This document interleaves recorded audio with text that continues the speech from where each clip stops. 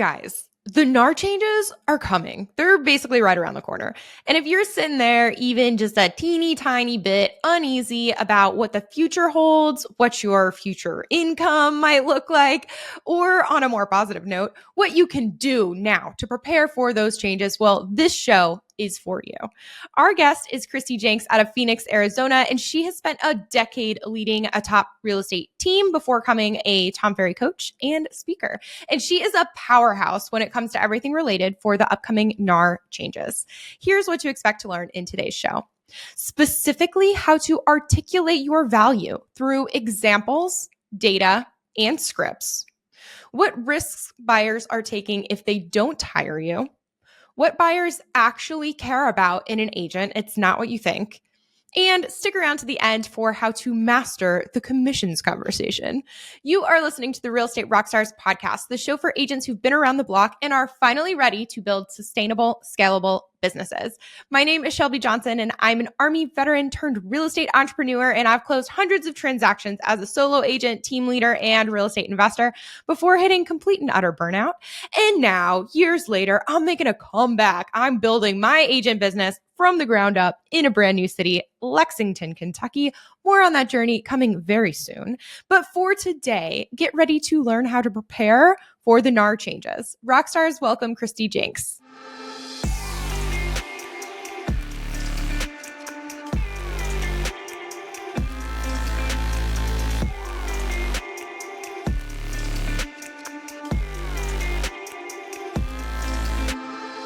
Okay, Kristi, let's pretend I'm an agent. I primarily work with buyers, and these NAR changes, they are freaking me out. So what do I need to be thinking about and doing now to prepare? Well, the first thing is don't freak out, right?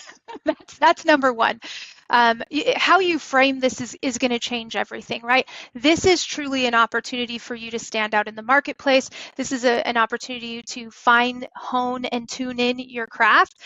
But I'd like to take a step back and just truly dive into what's really happening here. When people come to me and they say, hey, all of these changes, and I'm really afraid I have to go ask this buyer to pay for my fees. And they say, so I'm working on my value proposition. And number one, I would say, if you don't understand why someone should work with you, write that one down first. Get out a piece of paper and say, okay, why should someone work with me? And, figure out all the reasons that they should choose you. But here's the thing, I realized recently that most of the buyer consultations that I have been seeing, and by the way, if you want me to look at your buyer consultation, send it to me. You can find me at Kristi Jencks on Instagram, DM me. I've looked at over 100 now. And here's the crazy thing. Almost all of them are identical. And they all go through the buying process. So they're from start to finish, it's the buying process. And I call that a lot of me too marketing. And it's not helping them win these clients, and it's not helping them really showcase value to their clients in a way that they're going to. In fact, oftentimes I will quiz people. I'll say, tell me, why should I pick you? Right? Most people respond to me, I'll tell you verbatim, most people respond like this. They say, well, I'm going to guide you through the process. I'll be there. I'll answer all of your questions. I'll make sure you feel confident, right? Well, 1000 Watt did this incredible survey, and they asked, what was the most valuable service that you received from your agent? And only 2% of the people surveyed responded, provide emotional support, encouragement, answer questions, be a sounding board. Most people also think that finding the home and touring the home is where they bring a lot of value. And in some marketplaces, that could be true if you have a shortage of inventory. But in places like Phoenix, where our active listings are up 55% year over year, they can find homes online and tour them through open houses. Heck, we've got Open Door. They can tour the property without us, right? Most of the consumers came back, and that at 10%, the 10% of the consumers said finding the home and touring the home was valuable. 54% of the consumers came back and said that the most valuable thing that an agent did for them was to make a smarter decision by looking at the pros and cons of a property, is this a good property for me? Why or why not? Looking at the disclosure statements and understanding what's going on with this property. And then helping them understand the fine print of of what was going on. So if you're pitching that your value is in finding properties, if you're pitching that your value is in helping the consumer through the process and being that sounding board, you're falling flat on your face. What they want is help to make smarter decisions.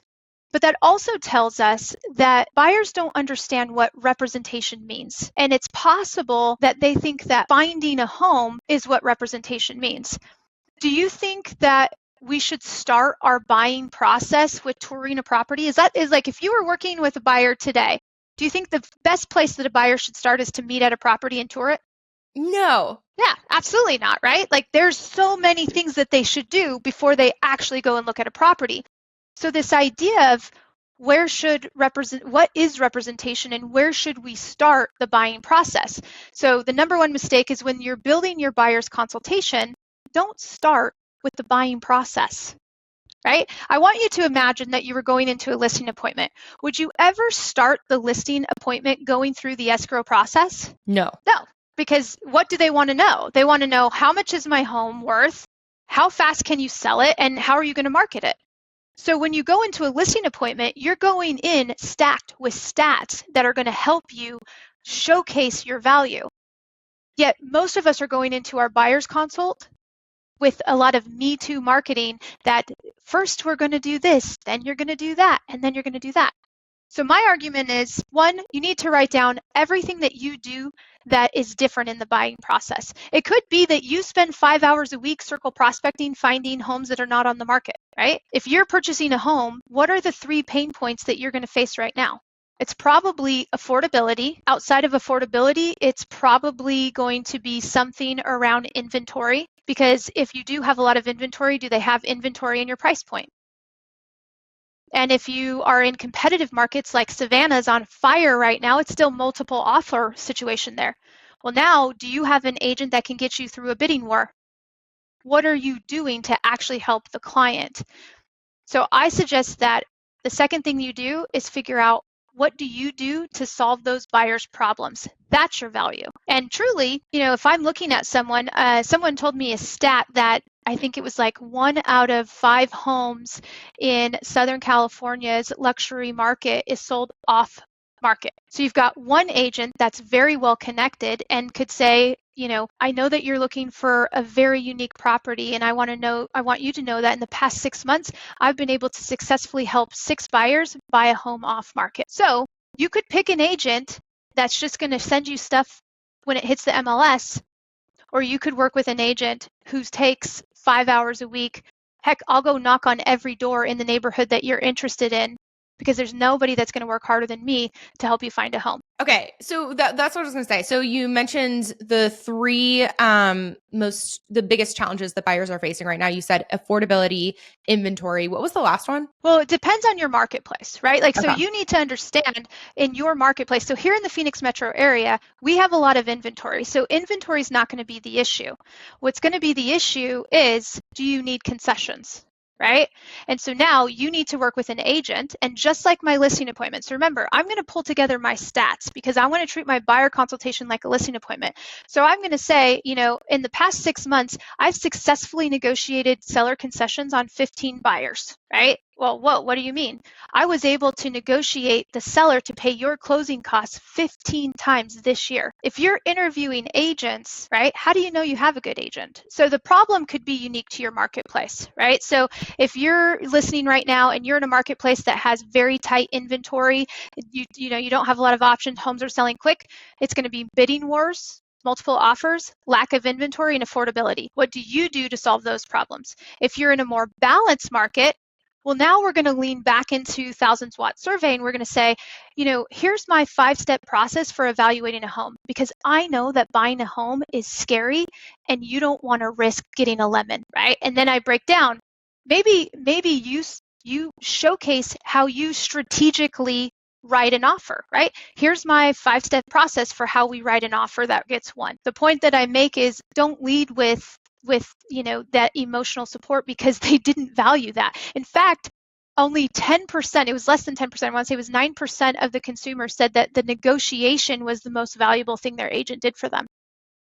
I don't know about you, but I feel like our negotiation prowess is one of the things that is truly wonderful and how we help our clients win, but they don't value what they don't know. So if you are a really strong negotiator, what are your stats? Start collecting your stats of how you help buyers. Maybe this year I've helped probably 3 buyers. I talked them out of a specific property. Well, how is that a value proposition? One, it showcases that I care more about your happiness long-term with the home than I do about my commission check. And now you can move forward knowing that I'm going to help you walk through and say, is that have you ever shown a property and they're like, is that a problem? And they're looking at something, maybe it's a crack in a wall, maybe it's, a water stain. It's your job to know if it's a problem. And that's where I'll go in and I'll say, actually, I have 3 things that I do before I ever show a property. 1, I'm going to look at the disclosure statement. I'm going to see if anything pops out that you should be aware of. 2, right, I'm going to look at the claims loss history report if it's available. Like, I'm going to look at all the disclosure documents that I can. And then I'm going to tour the property looking for specific things. How do you tour homes? What's your process for touring homes that's different than the other 45,000 agents in your marketplace? If you don't explain it to the buyer, they don't know that they're working with an incredible agent. They just think that they're touring a property. So it's truly breaking down how you do things differently that are solving their problems and helping mitigate their risk. Because some of those buyers out there are going to think, gosh, I could probably just do this myself. All these homes are on Zillow. And then I'll just look at the open houses, or I'll call the listing agent and tour the property myself.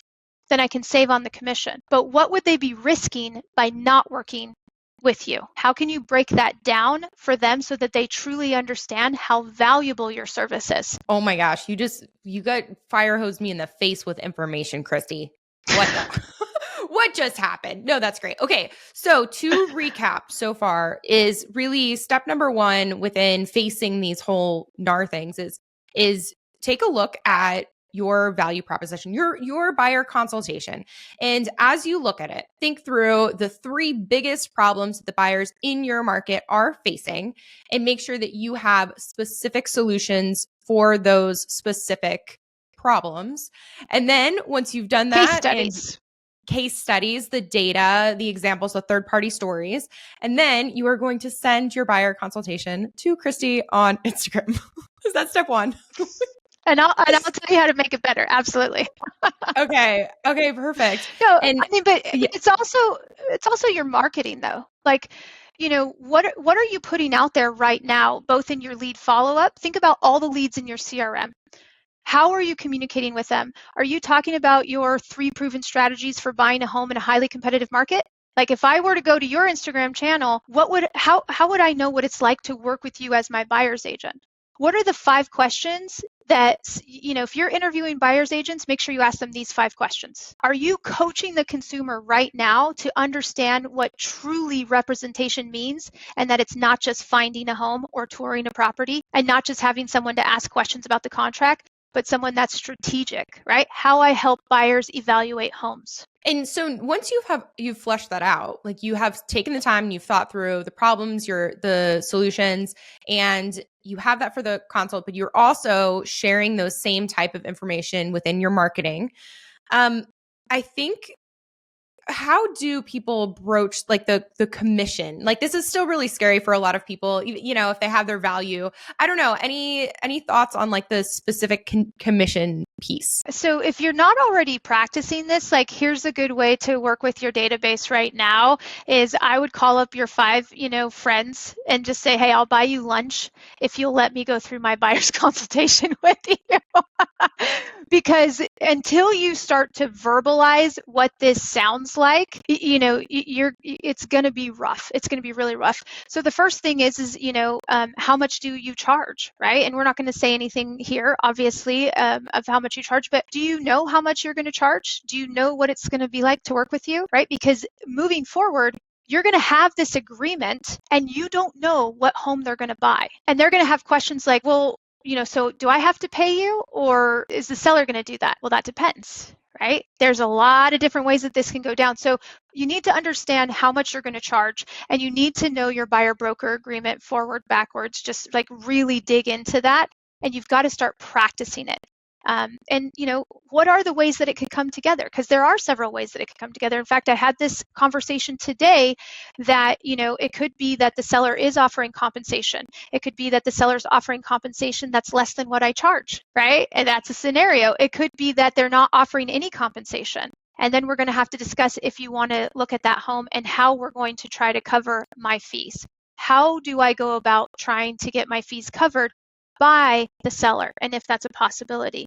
So you do not want to wait until this is mandatory. You need to start practicing it now and just really understanding, this is what I charge and this is what I provide, and here's what you get when you work with me, and here's what you risk by not working with a professional like myself. Here are my stats. There's this idea out there right now that because we can access information online, that we are now qualified to act as a professional. And this kind of makes me laugh. So people think all the time, well, I can look on Zillow, so therefore I know how to price my home, right? I look at an automated value report so I can price my home. I'm a master here in the Phoenix metro area. I can comp homes, but I can't go into a marketplace in another state just looking at Zillow and Redfin's data and accurately price a home. There's too many variables. Just because I've watched Law and Order doesn't mean I should represent myself in a court of law. Having access to information online does not, mean that you can act as a professional in a certain capacity. But our clients don't understand what the services are that we are actually providing and what they would be risking. I kind of joke about that Law and Order and, representing myself, in court. That seems ridiculous. No one would do that. No one would say just because you have access to WebMD that you're now going to diagnose your whole family. But there's this misunderstanding that purchasing a home is easy and that you don't need a representative. And that could be a stat that you should be collecting right now. Like year to date, I've helped 18 buyers, and 18 times I've been able to successfully negotiate my compensation. Start collecting that data, start showcasing where you truly win. And again, in terms of like a script of, what it is that we say, I'd be happy to represent you on any home that you choose, right? Like, first of all, I want them to know that. I'm happy to represent you on any home that you choose. In many cases, we're finding here in the Phoenix metro area that sellers are opting to offer compensation to the buyer's agent. In the event that you choose a home that's not offering compensation, we will approach negotiations differently, and then break that down of what their options are for them. Ultimately, we're seeing a lot of changes in the marketplace, and we're seeing some interesting things come out. It's going to keep evolving.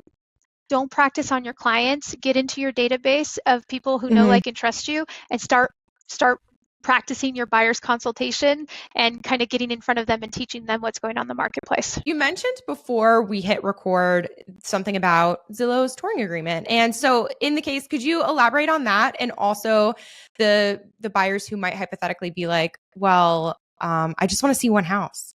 I don't feel comfortable signing. Like, can you take us down that journey?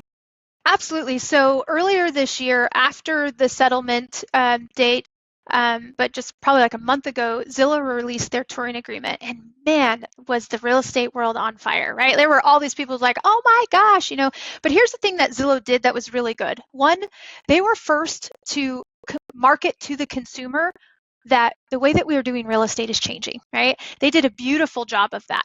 Do I agree with their touring agreement? No. But the second thing that I absolutely love about it, and it's free to the public. You can go to Zillow and look at the touring agreement if you're curious what that looks. I don't even know if we can put it in the show notes and drop a link to it, but it's very fascinating. The touring agreement that they put out is literally titled touring agreement, and essentially the agent is agreeing to tour properties. The consumer is agreeing to tour properties. They're not agreeing to representation, they're not agreeing to exclusivity, and they're not agreeing to compensation. So you're only agreeing to tour properties. Well, imagine that you and I are touring a property and we walk in and you say, I wonder what the HOA covers. Is that a touring service or is that a professional real estate service? When they start asking you questions like that. Well, that goes right into why we need representation and not to just tour properties. So I love that touring agreement specifically for that. Am I going to use it? No. Many brokerages in many states have already said they're not going to use it. But Zillow starts to differentiate the difference between touring a property and engaging with a real estate professional. So when you do come across someone that's like, well, I'm just not sure, that I'm ready to, I don't even know you. Why would I want to commit to you? Yes, we are absolutely using single home buyer broker agreements where we are just looking at this property. In that single home agreement, you are, though, if looking at the full representation. So you will be representing them for a specific property for a specific amount of time for a specific fee. So what you're still getting in that agreement is how much am I getting compensated, right, from the buyer, that you're not going to tour this property with anybody else or engage in any real estate services with anybody else on this property, and it's for a specific time. If that's an easier way for you to get into getting buyer broker agreement signed, I say go for it. We know that it's working with many of our flex partners all over the country. They're using single property agreements and then able to get into a full buyer's consultation where you can showcase your value, go over their needs, wants, really build and craft a marketing plan, just like we would for our listing presentation, for that buyer to help them be successful in this market, and then get the exclusive agreement, right? And that's really ultimately what you want to get to. Buyers are going to be looking at things differently. Again, I asked you the question, do you think the best place for a buyer to start the home buying journey is by touring a property? Well, no, it's not, but that's what the consumer is used to, and that's a hard train to stop, right? Like, that's a hard train to stop for the consumer, and we need to start educating them through our social media, through our lead follow-up, through our consultations, how it actually is in their best interest to tactfully get with an agent to craft a plan to help them win. Like, what's your strategic plan to, get the best deal with the best terms so that you don't get a lemon? Kristi, I don't even know what to ask you. You're fireball. We talked about the buyer consultation. We talked about a little bit of scripting. We talked about some social media, some getting your message out there. And we talked about Zillow and single property agreements. What did we not talk about that is important that we need to hit on? To not wait. Like, legitimately, don't wait. So many people are just waiting for the final, word and for the final change when it's all approved. And I would tell that person, don't wait. The teams and the agents that I see being super successful right now have already embraced the change. Are they happy about it? No. Am I happy about it? No. I truly believe that it's not in our client's best interest to remove the compensation field from our MLS. I don't believe it's going to help with transparency at all. In fact, it's going to make it more difficult for us to help our clients, because I can no longer, like right now, one of the things that I do every single week, and I urge you to do the same, is I go in and I download all the closed sales, and then I run it through ChatGPT, through their data analysis, and I have it tell me how many homes closed at 3%, how many homes closed. It breaks it down. I can see the percentages of closings and those. So when I go into my listing appointments right now, I actually have full transparency. And I tell them, this is what I charge, right? Now we need to decide what you want to offer the agent who's going to bring, right? If you want to offer and what you want to offer. Here's what our market's doing. And I can actually show them those numbers. What's it going to look like when I can no longer pull comps that show what other people are paying? So no, I don't believe it. No, I'm not happy about it. I think we should leave compensation in there and allow sellers to choose if they want to offer it or not. But I'm not waiting. I'm being proactive, and I'm honing in on those skills, because I know that I have valuable services, and I'll help my client get the best deal possible, the best terms, and they're going to be really happy. And I want them to be happy. That's why I say I take pride in the fact that I've talked, a certain amount of buyers out of a home this year, because I'm going to eventually sell that home that backs up to power lines. So is that a problem? Maybe you don't mind living next to power lines, but when I sell this home in the future, we're going to potentially lose some buyers. So let's think through this. So the most important thing is don't wait. Be proactive. Love it. Okay, Kristi, what are you working on that our listeners should know about? What's going on in your world? What am I working on? Yeah. Well, this is a big one. Actually, this is a really, really big one that I'm working on with a lot of teams and a lot of brokerages right now is creating the new process. So that's one of the things that I'm super passionate about is like, if I say, what is your process of working with a buyer? What is your process for closing out a buyer? What is your process for collecting buyer broker agreements? So that's something that I believe that, if you have a team or if you're a brand new agent, like, where are you going to start your buyer broker agreements? How are you going to track that in your CRM? Are you going to put a tag on there? Do you move them to a specific stage? Do you need to create a new stage in your CRM that says, buyer broker agreement status, that it's signed? How are you tracking that? How can you prove so that if and when you get audited, this will be a big no-no. You don't want your buyer broker agreement date to match the date of the offer. That's going to be a red flag because honestly, that's the cheat code that I see going on right now with a lot of agents is like, oh yeah, I'm getting my buyer broker agreement signed. Like, when are you doing that? When I get the offer signed. It has to be done before you tour properties. So get your process together, update your checklist, and really figure out what it's like to work with you as an agent, and make sure you have all your ducks in a row. And if listeners, maybe they're team leaders, brokerage owners, maybe they're just agents, if they want to find out more about you and your services, maybe work with you, what is the information you want them to know and where can they find you? Definitely on Instagram at Kristi Jencks is one of the best places to find me. I do have a link in bio that you can, so this is actually a topic that I do a lot, and you can hire me to speak through the Tom Ferry's Speakers Bureau. That's one of the ways that I can come in and do consultation for you. You can hire me for a strategic consult, or you can hire, me to be your coach. So there's 3 different ways to work with me. All of it can be found on Instagram, but either way, I'd love to connect. And like I said, I'm having lots of people send me their buyer consultations, and I'm giving them feedback, and they're winning in their marketplace when they put these changes into effect. You are very impressive. Yeah, listeners, go show Kristi all the love. Send her your buyer consultation. I mean, she's offering. You should freaking do it. And y'all know, if you want to hang out with me and the owner of the show, we are The Shelby Show and Erna Muchastegui on the gram. So come and hang out with us and all the things. And guys, we didn't talk about it, but Kristi she provided an awesome tool for us, which is a bunch of samples of different buyer consultations. So you know the drill. You go to realestaterockstarsnetwork.com, go to the toolbox, and you can get that tool for free. So that is all we have for today. Kristi, thanks again for coming on the show. And Real Estate Rockstars, thanks for listening.